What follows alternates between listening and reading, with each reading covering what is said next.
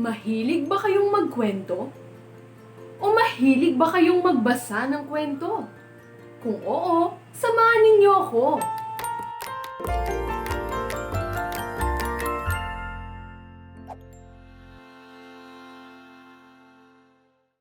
Magandang umaga sa inyong lahat. Ako si Teacher Resh. Sasamahan ko kayong muli sa isa na namang masayang talakayan sa Filipino. Ngayong araw, magkukwentuhan tayo habang pinag-aaralan natin ang mga elemento ng kwento. Handa na ba kayo? Ako rin eh. Tara, simulan na natin ang ating kwentuhan.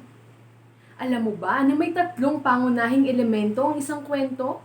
Kumbaga sa pagluluto na may mga sangkap upang maging masarap ang isang putahe, ang mga elemento ding ito ay mga sangkap upang makabuo ng isang magandang kwento. Tauhan, tagpuan, at banghay.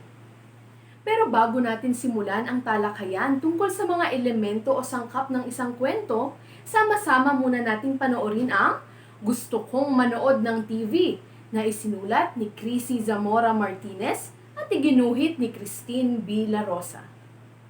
Kung ikaw ang papipiliin, ano ang iyong gustong gawin? Manood ng TV sa isang buong araw o maglaro sa labas kasama ang iyong mga kaibigan? Para sa batang si Luke, papayagan lamang siya ng kanyang ina na manood ng TV kung siya ay maglalaro sa labas kasama ang kanyang mga kaibigan mula Lunes hanggang Biyernes. Kaya naman pagkatapos ng klase at gawin ng kanyang mga takdang aralin, ay naglalaro si Luke kasama ang kanyang mga kaibigan. Ngunit may kakaibang nangyari nang payagan na siyang manood ng TV. Ano kaya ito? Samahan niyo akong alamin ang kwento ni Luke sa pinakabagong episode ng mga kwentong chikiting na pinamagatang Gusto Kong Manood ng TV. Kwento ni Chrissy Zamora Martinez at buhit ni Christine B. La Rosa. Linggo pa lang ng umaga ay nagmamaktol na si Luke. Gusto kong manood ng TV! Sigaw niya. Hindi naman siya pinapansin ng kanyang ina habang patuloy na nagtutupi ng mga kumot.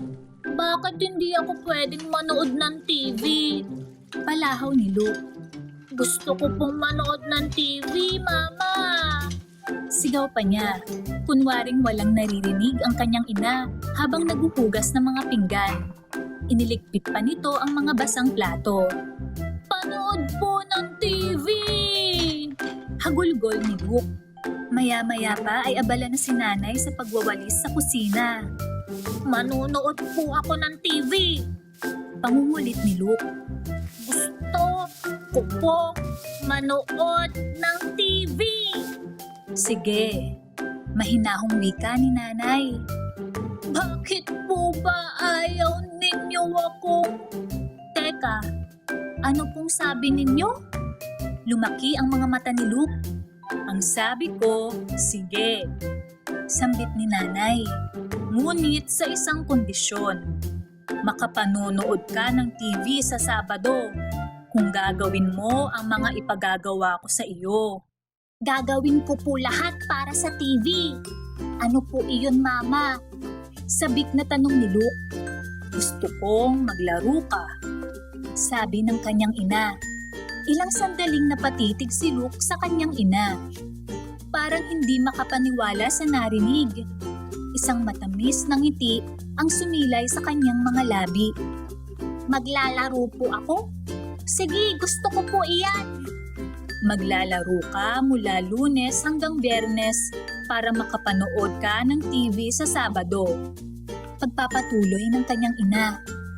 Pag-uwi mo galing sa eskwela at pagkatapos mong gawin ang iyong mga takdang aralin ay saka ka maglalaro. Lunes ng hapon, abala ang mag-ina sa sala na naglalagay ng mga sigay sa bawat butas ng kanilang sungkaan. Mananalo na po ako, Mama! Mas marami na po akong sigay kaysa sa iyo. Masayang sabi ni Luke. Araw ng Martes, dinalaw si Luke ng kaibigan niyang si Yuna. Gusto mong manood tayo ng cartoons? Tanong niya. May mas maganda akong idea, Yuna. Sagot ni Luke. Maglaro na lang tayo ng Jackstones. Tuturuan kita ng mga bago kong alam. Miyerkules ng hapon nang sina Luke, mga kaibigan niya, ay naglaro naman ng luksong tinik. Banatin pa ninyo ang inyong mga daliri, Mingka, Luke! Hiyaw ni Yuna, habang lumulundag si Isabela sa ibabaw ng nakalahad ng mga kamay at paa ng mga kalaro. Namangha si Luke sa taas ng paglukso nito. Para ka palang tipaklong, Isabela! Trumpo naman ang sunod nilang naging laro pagdating ng Huwebes. Aliw na aliw sila sa makukulay na trumpo na sabay-sabay umiikot. Walang pasok sa eskwela tuwing araw ng Biyernes. Nanay, natapos ko na po ang mga gawaing bahay. Maaari na po ba akong maglaro? Oo anak, nakangiting sagot ng kanyang ina. Agad na nagtawag ng mga kalaro si Luke. Sino ang gustong maglaro ng patintero? Maya-maya pa ay nakisaya na ang iba pang mga bata at naglaro ng patintero. Ang saya ng laro! Sabi ni Alonso pagkatapos. Akala ko ay matatalo tayo dahil sa haba ng braso ni Lori. Sabi ng isa pa. Hanggang sa dumating na ang araw ng Sabado. Pumunta si nanay sa silid ni Luke upang gisingin ito. Pwede ka nang manood ng paborito mong palabas sa TV, Luke. Sabi nito, nang marinig ang tinig ng ina, ay napaupo si Luke habang kinukusot ang mga matang tila inaantok pa. Bakit pa po ako manonood ng TV? Tiyak na mas masayang maglaro sa labas kasama ng aking mga kaibigan. Sabi ni Luke. Nagustuhan ba ninyo ang kwentong napanood natin? Sino sa inyo ang katulad ni Luke? Mukhang lahat naman yata tayo ay katulad ni Luke na mahilig manood ng TV at maglaro. Gamitin natin ang kwento ni Luke para malaman natin ang mga elemento ng kwento. Ang unang elemento ng kwento ay ang tauhan. Ang tauhan ang gumaganap at nagbibigay buhay sa mga kwento. Pero tao lamang ba ang pwedeng maging tauhan? Hindi naman. Pwede ring maging tauhan ng mga hayop o kahit bagay pa nga. Subukin nga nating isipin na walang tauhan ang isang kwento. Parang boring ano? Kaya ganun kahalaga ang mga tauhan sa isang kwento. Balikan natin ang kwentong napanood. Sino nga ang pangunahing tauhan sa kwentong iyon? Mahusay! Si Luke ang pangunahing tauhan. Pero meron pa bang ibang tauhan? Meron pa. Hindi ba't nandun din ang nanay ni Luke? Paano naman ang mga kalaro ni Luke? Naaalala mo pa ba ang mga pangalan nila? Si Yuna, si Mingka, si Isabela, si Alonzo, at si Lori. Mahusay! Naaalala niyo pa ang pangalan ng mga tauhan. Ang ikalawang elemento ng kwento ay ang tagpuan. Ang tagpuan naman ang nagsasaad kung saan at kailan naganap ang mga pangyayari sa kwento. Tandaan, ang tagpuan ay tumutukoy hindi lamang sa kung saan ito naganap. Maaari rin itong tumukoy sa oras, panahon, o kalagayan. Alamin natin kung ano ang tagpuan ng ating kwentong napanood. Saan nga ba naganap ang kwentong ito? Tama, ito ay naganap sa bahay ni Luke at sa palaruan. Kailan naman ito naganap? Magaling! Ito ay naganap simula Linggo hanggang Sabado. Paano naman ang oras? Anong oras ito naganap? Wala namang eksakto o espesipikong oras ang sinabi sa kwento, pero ang mga pangyayari ay naganap sa umaga at maging sa hapon. Ang ikatlo at huling elemento ng kwento ay ang banghay.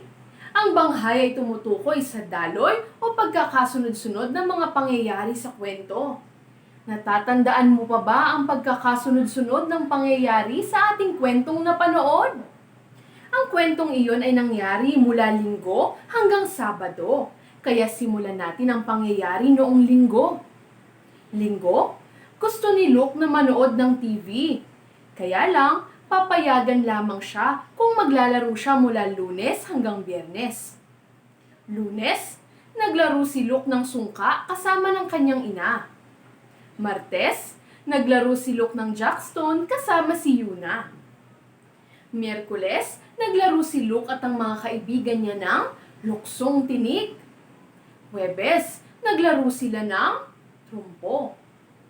Biyernes, dahil walang pasok, si Luke at ang mga kaibigan niya ay naglaro ng patintero.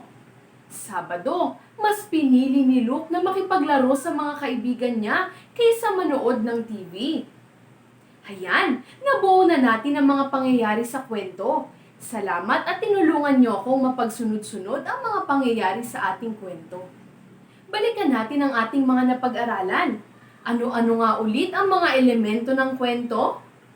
Una ay ang tauhan. Ito ay ang gumaganap at nagbibigay buhay sa ating kwento. Ikalawa ay ang tagpuan. Ito ay ang nagsasaad kung saan at kailan naganap ang mga pangyayari sa kwento. Ikatlo ay ang banghay. Ito ay tumutukoy sa daloy o pagkakasunod-sunod ng mga pangyayari sa kwento. Ayan, natandaan nating lahat ang mga elemento ng kwento. Mga bata, huwag ninyong kalilimutan ang inyong mga napag-aralan. Kaya sa susunod na may mababasa kayong kwento, subukin ninyong alamin ang mga tauhan, tagpuan, at banghay nito. O paano mga bata, magkita-kita tayong muli sa susunod na episode ng Hitik Panitik na Lunes. Ako si Teacher Resh para sa Teacher Vibal.